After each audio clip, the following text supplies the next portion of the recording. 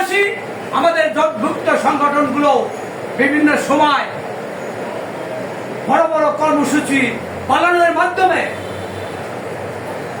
প্রজাতন্ত্রের 22 লক্ষ কর্মচারীদের প্রাণের দাবি, ন্যায্য অধিকার দাবি আদায়ের লক্ষ্যে সচেষ্ট ছিল, বর্তমানে আছে ইনশাল্লাহ। ভবিষ্যতে নবম পে স্কেল বাস্তবায়ন ছাড়া কেউ ঘরে ফিরবে না।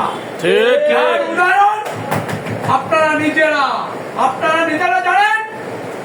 দাবি আদায় পরিষদের যেদিন ভুকা মিছিল, আমাদের 2 শতাধিক নেতাকর্মী আহত হয়েছেন, গুরুতর আহত হয়েছেন। আমাদের 6 জন সহকর্মীকে সহযোদ্ধাকে হাজতখানায় নেওয়া হয়েছে। তারপরেও আমাদের নেতৃবৃন্দ নবম পে স্কেল বাস্তবায়নের জন্য কর্মসূচি ছাড়তে চাননি। সরকারের আইন শৃঙ্খলা রক্ষাকারী বাহিনী আমাদেরকে বুঝিয়ে, আমাদেরকে আশ্বস্ত করে আমাদেরকে কর্মসূচি স্থগিত করাতে বাধ্য করেছেন। না হলে আমাদের 6 নেতাকর্মীকে জেলে যেতে হয়। আমরা যারা প্রথম সারির নেতৃবৃন্দ সহ হাজার হাজার কর্মচারীর নামে মামলা।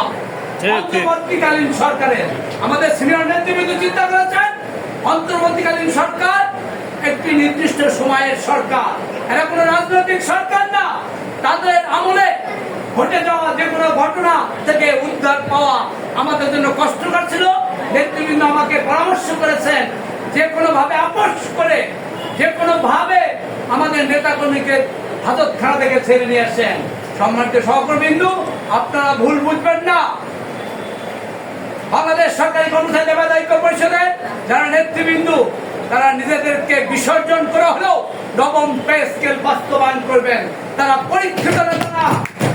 তারা আপনারা যারা একটি সংগঠন দেখেন, যারা বড় বড় মিছিল করে, মিটিং করে, তাদের অ্যাক্টিভিটি কি, তাদের কার্যক্রম নবম পে স্কেল বাস্তবায়নের জন্য রাস্তায় পেয়েছেন কিনা?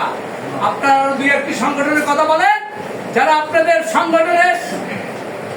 সংগঠনের তথ্য প্রচার করে নিয়মিত ডলার ইনকাম করে, ইউটিউবার বলেন, কেউ বলেন কি ভিউ ব্যবসায়ী। তাদের কাজ হলো মিটিং সিটিং করে 2-1জন মন্ত্রী এমপি নিয়ে এসে তাদের ভিউ ব্যবসা বাড়িয়ে দেন। তারা মাস শেষে ডলার ইনকাম বৃদ্ধি হয়।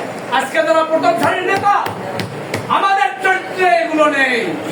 আমরা নিজেদের কষ্টের পয়সা, নিজেদের বেতনের পয়সা, নিজেদের উপার্জিত কষ্টের অর্থ পরিবার পরিজনকে না দিয়ে আপনাদের নবম পে স্কেল বাস্তবায়নের জন্য আমরা কাজ করে চলছি। আমি মাননীয় প্রধানমন্ত্রী, আপনি আপনার কার্যক্রম সফল বাস্তবায়নের জন্য বিভিন্ন মন্ত্রণালয় গঠন করে দিয়েছেন। আর বিভিন্ন মন্ত্রণালয়ের কার্যক্রম যথাযথভাবে সফলভাবে বাস্তবায়নের জন্য সংশ্লিষ্ট মন্ত্রণালয়ের মন্ত্রী নিয়োগ দিয়েছেন। আমি মাননীয় অর্থমন্ত্রীকে প্রশ্ন করতে চাই, মাননীয় অর্থমন্ত্রী, আপনি বাংলাদেশের একজন নাগরিক, আপনি একজন রাজনীতিবিদ, আপনি একজন প্রজ্ঞাবান নেতা, একজন প্রজ্ঞাবান ব্যবসায়ী। আপনি ভালো করে জানেন